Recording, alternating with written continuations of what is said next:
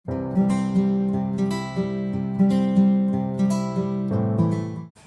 Friends, welcome to Roja classic. இன்றைக்கி நம்ம வீடியோவில் பார்த்தீங்கன்னா வெங்காயம் தக்காளி சட்னி எப்படி செய்யுதுன்னு பார்க்கலாம். இது வந்து எல்லாருமே அவங்கவுங்க ஸ்டைலில் சமைப்பீங்க. ஆனால் நான் என்னோடய ஸ்டைலில் பார்த்தீங்கன்னா இந்த வெங்காயம் தக்காளி சட்னி செய்யறதுக்கு பார்த்தீங்கன்னா நல்லா ஒரு 3/4 கிலோ அளவுக்கு இருக்கும் அந்த வெங்காயம். அந்தளவுக்கு நான் ஒரு 7-8 வெங்காயம் எடுத்துருக்கிறேன். அதுபோல் தக்காளியும் பார்த்தீங்கன்னா ஒரு 1/4 கிலோவுக்கும் கொஞ்சம் அதிகமாக இருக்கும், 1/2 கிலோவுக்கு கொஞ்சம் கம்மியாக இருக்கும். இந்த அளவுக்கு நான் வெங்காயம் தக்காளி எடுத்துருக்கிறேன். இது எல்லாத்தையும் நம்ம கட் பண்ணி எடுத்துகிட்டு வந்துடலாம்.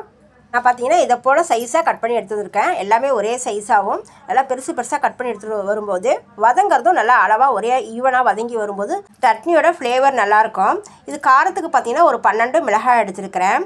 இந்த சட்னியோட சுவை எப்படி இருக்குன்னு கேட்டிங்கன்னா மைல்டாக ஒரு புளிப்பு, லேசாக ஒரு இனிப்பு சுவை, மைல்டாக ஒரு காரம், இதை போல் ஒரு சுவையில் இந்த சட்னி இருக்கும். இது பார்த்திங்கன்னா ஒரு 5-6 பேர் நல்லா வந்து நிறையவாக சாப்பிட்லாம். சட்னியோட அளவு பார்த்திங்கன்னா அந்த அளவுக்கு இருக்கும். இப்போ பார்த்திங்கன்னா இதை ஒன்று ஒன்றா நம்ம வதக்கி எடுத்துடலாம். முதல்ல நம்ம வெங்காயத்தை வதக்கி எடுக்கணும். இதுக்கு பார்த்திங்கன்னா கடலை எண்ணெயில் தான் நம்ம வெங்காயம் வதக்கி எடுக்கணும். இதுக்கு ஒரு 4 ஸ்பூன் அளவுக்கு நம்ம வந்து கடலை எண்ணெய் சேர்த்துடலாம். நான் சின்ன குழிக்கரண்டியில் சேர்க்கறதால நான் 2 அளவு மட்டும் சேர்த்துருக்குறேன். இப்போ முதல்ல நம்ம வெங்காயத்தை சேர்த்துடலாம். வெங்காயம் பார்த்திங்கன்னா நல்லா ஹை ஃப்ளேமில் வச்சு வதக்கி எடுக்கணும். நம்ம ஸ்லோ ஃப்ளேமில் வச்சு வெங்காயத்தை வதக்கி எடுக்கும்போது பார்த்திங்கன்னா வெங்காயம் நல்லா வெந்து வந்துடும். ஆனால் சட்னிக்குன்னு இந்த போல் சட்னி செய்யறதுக்கு வெங்காயம் வதக்கும்போது பார்த்திங்கன்னா நல்லா ஹை ஃப்ளேமில் வச்சு வதக்கும்போது வெங்காயம் 3/4 வெந்திருக்கும், ஒரு 1/4 பங்கு வேகாத போல் ஒரு டேஸ்ட் இருக்கும். அப்போ தான் அந்த சட்னியோட ஃப்ளேவர் வந்து நல்லாயிருக்கும். இப்போ நம்ம வெங்காயம்லாம் நல்லா இந்தளவுக்கு நல்லா வதங்கி வருது. நீங்கள் ஹை ஃப்ளேம்லேயே வச்சுட்டு ஒரு 7-8 நிமிஷத்துக்கு வெங்காயத்தை நல்லா வதக்கி விட்டுக்கோங்க.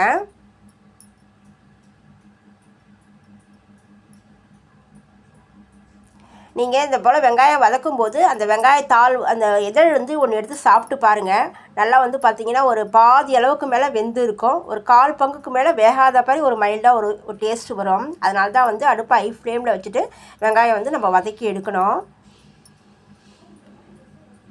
நான் வந்து இந்த அளவுக்கு வதக்கி எடுத்துருக்கிறேன். இப்போ நம்ம இது உள்ள தக்காளி சேர்த்துடலாம். கட் பண்ண தக்காளியும் வரமிளகாயும் சேர்த்துட்டு மறுபடியும் நம்ம வதக்கணும். இப்போ பார்த்திங்கன்னா தக்காளியும் பார்த்திங்கன்னா நல்லா வதங்கி வரக்கூடாதுங்க. மேல் தோல் சுருங்கி இருக்கணும், உள்ளே இருக்கிற சதப்பகுதி லேசாக வெந்து இருக்கணும். ரொம்ப குழைய தக்காளி வந்து வதங்கி இருக்கக்கூடாது. இதை போல் வெங்காயம் தக்காளியை நல்லா முறையாக வதக்கி ஒரு தடவை சட்னி செஞ்சு பாருங்கள். நீங்கள் கொஞ்சம் கம்மியாக சாப்பிட்றவங்க கூட எக்ஸ்ட்ரா எங்களுக்கு வேணும் அப்படின்னு கேட்டு வாங்கி சாப்பிடுவாங்க. அந்தளவுக்கு இந்த சட்னி வந்து டேஸ்ட்டாக இருக்கும். இப்போ தக்காளியும் பாருங்கள் மேல் தோல் சுருங்கி வந்திருக்குது, உள்ளே இருக்கிற சதை பகுதியும் வந்திருக்குது. இப்போ தான் நான் வந்து கொஞ்சம் உப்பு சேர்க்குறேன். சட்னிக்கு தேவையான அளவுக்கு உப்பை நான் அந்த ஸ்டேஜில் சேர்த்துக்கிறேன். 1 ஸ்பூன் அளவுக்கு கல் உப்பு நான் சேர்த்துருக்கிறேன். நீங்கள் வெங்காயம் தக்காளி வதக்கிறதுக்கு முன்னாடியே உப்பு வந்து சட்னிக்காக வதக்கும் போது சேர்க்கக்கூடாது. அப்போ சீக்கிரமாக அந்த வெங்காயம் வதங்கி வரும், அது வந்து டேஸ்ட் அவ்வளோவா எடுபடாது. இப்போ நல்லா வெங்காயம் தக்காளி ஒரு பாதி அளவுக்கு மேலே வதங்கினதுக்கு அப்புறமா நான் உப்பு சேர்த்து மறுபடியும் 1 நிமிஷம் போல் வதக்கி விட்டுருக்கிறேன். இதில் ஒரு கொத்து அளவுக்கு நம்ம கருவேப்பிலை சேர்த்துக்கலாம். 1 கொத்து 2 கொத்து கூட கருவேப்பிலை சேர்த்துக்கலாம். நல்லா கை நிறைய புதினா தழையும் சேர்த்துக்கலாம்.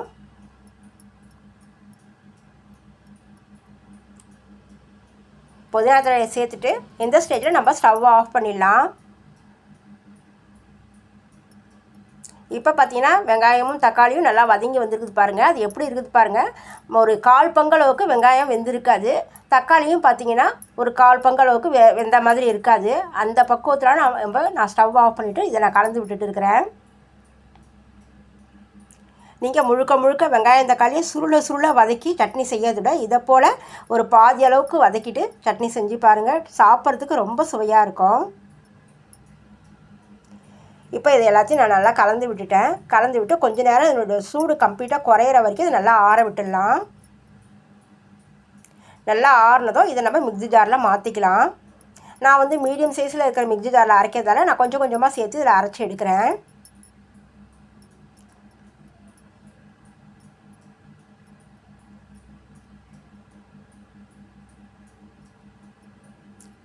அரைச்சிட்டு வந்த சட்னியை பார்த்திங்கன்னா இதில் சேர்த்துடுறேன். சட்னி பார்த்திங்கன்னா நல்லா நைஸாக அரைக்கக்கூடாது, கொஞ்சம் திரியாக இருக்கிற போல் அரைச்சி எடுக்கணும்.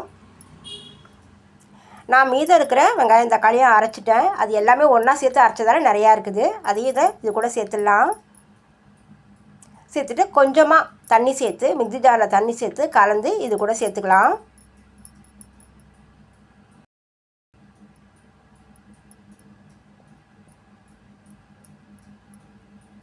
சேர்த்துட்டு ஒரு தடவை எல்லாத்தையும் கலந்து விட்டுடலாம். நம்ம வெங்காயம் தக்காளி வதக்கும் போது சட்னிக்குன்னு உப்பு சேர்த்துருக்குறோம். இப்போ ஒரு தடவை டேஸ்ட் பண்ணி பார்த்துட்டேன், கொஞ்சம் கம்மியாக இருக்கிற போல் இருந்துச்சு. அதனால் ஒரு 2-3 சிட்டிகை அளவுக்கு மட்டும் உப்பு சேர்த்து கலந்து விட்டுறேன்.